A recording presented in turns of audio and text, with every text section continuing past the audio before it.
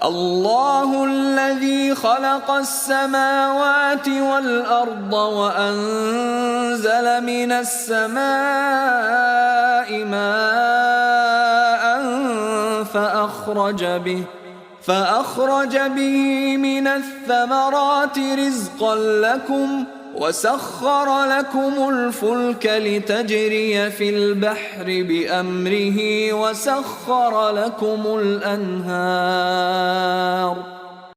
اللہ وہ ہے جس نے آسمانوں اور زمین کو پیدا کیا ہے اور آسمانوں سے بارش برسا کر اس کے ذریعے سے تمہاری روزی کے لیے پھل نکالے ہیں اور کشتیوں کو تمہارے بس میں کر دیا ہے کہ دریاؤں میں اس کے حکم سے چلیں پھریں.